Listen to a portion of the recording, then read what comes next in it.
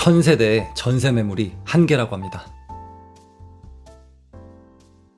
요즘에 전세 구하러 가잖아요. 그러면은 전세 없는데, 있는데 너무 비싼데, 너무 컨디션이 안 좋은데, 이런 말이 진짜 많이 나와요. 예전 같으면 사실 상상하기 어려운 시장이긴 합니다. 세대수가 1000세대가 넘으면 매매나 전세나 항상 일정 수량의 물건이 계속 돌고 있는데, 지금은 세대수가 많아도 이 매매랑 전세 매물 자체가 없어요. 왜 이렇게 되었을까? 집주인들이 욕심이 많아서라고 생각할 수 있지만, 이 현상의 핵심 원인은 사람의 욕심이 아니라 규제의 부작용입니다. 첫 번째 이유는 전세를 끼고 집을 사지 못하게 막아놓았기 때문이에요. 예전에는 전세를 안고 집을 사는 것이 흔한 매수 방식이었는데, 지금은 각종 규제 때문에 전세를 끼고 매수하는 길이 사실상은 막혔죠. 그러다 보니까 이미 전세를 준 집주인들은 집을 팔고 싶어도 팔 수가 없습니다. 세입자의 계약 기간이 끝나야 하고, 또는 내가 들어가야 하거나. 그렇기 때문에 갱신고까지 사용하면 4년에 한 번꼴로밖에 매도를 할 수밖에 없습니다. 이게 올림픽 때마다 팔 수 있는 거죠. 그렇다 보니 팔고 싶어도 팔 수 없는 집들이 생기면서 매매 물건 자체가 사라져버린 겁니다.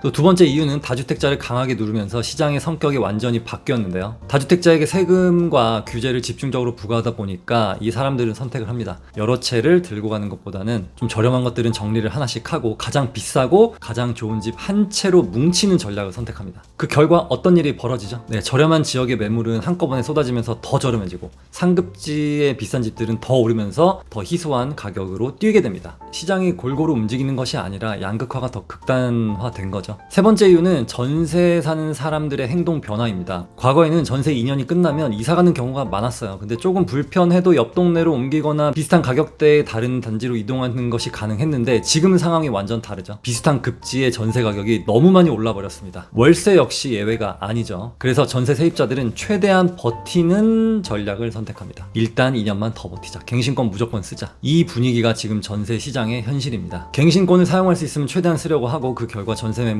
시장에 나오지 않아요. 전세가 사라지니까 자연스럽게 월세 수요가 늘고, 월세 가격은 더 오르는 악순환이 반복이 됩니다. 이 세 가지가 겹치면서 지금은 약간 이상한 시장이에요. 매매도 없고 전세도 없고 월세만 막 비싸지고, 그렇다고 매매가는 저렴해지냐? 아니죠. 매매가도 더 올라가고 있죠. 그 이유가 바로 심플하게 매물이 없기 때문입니다. 그래서 전세랑 매매 매물이 워낙 없다 보니까 집을 보러 가면은 한 팀이 가는 게 아니라 무조건 4-5팀이 같이 갑니다. 엘리베이터에서 마주치고 현관 앞에서 막 눈치를 보면서 기다리죠. 집주인 입장에서는 이 장면만으로도 전세가 좀 올려도 되겠는데, 또는 매도자의 같은 경우는 매매가 올려도 되겠는데, 이렇게 마음이 바뀔 수밖에 없어요. 그래서 사람들이 물건 보고 가면은 부동산 사장님한테 전화를 해서 저 5천만 원 더 올리겠습니다. 지금 이거 전세 지금 5억에 내놨는데 80에 내놓을게요. 월세를 좀 받아야겠습니다. 이렇게 지금 시장이 흘러가고 있어요. 이렇게 되면 가격이 일반적인 경제의 논리로 오르는 게 아니라 분위기로 오르게 됩니다. 주변 시세나 실거래가를 확인하지 않아도 집 앞에 몰리는 사람들만으로도 이 집주인의 기대치는 더 올라가게 되죠. 전세든 매매든 다 올라가게 됩니다. 선택권은 완전히 집주인 쪽으로 넘어가고, 세입자와 매수자는 이게 좀 밀릴 수밖에 없어요. 을의 위치가 되는 겁니다. 요즘에 집을 보러 갈 때는 천천히 보고 결정하겠다라는 건 사실은 조금 불리하게 적용할 수 있어요. 집주인 입장에서는 뒤에 줄 서 있는 사람이 많은데 굳이 조건을 맞춰줄 필요가 없기 때문이거든요. 근데 이 현상이 무서운 이유는 일시적인 그런 현상이 아니라 가격을 실제로 계속 밀어 올리고 있는 힘으로 작용하고 있기 때문입니다. 전세가가 올라가면 매매가를 떠받치고, 매매가가 오르면 다시 전세가가 끌려 올라가고, 이 출발점이 바로 매물 부족이죠. 실수요가 갑자기 많아져서가 아니라 선택지가 사라진 결과입니다. 이게 지금 바로 전세와 매매 시장의 현실이 되겠습니다. 그래서 이런 흐름이 바뀌려면 결국 물건이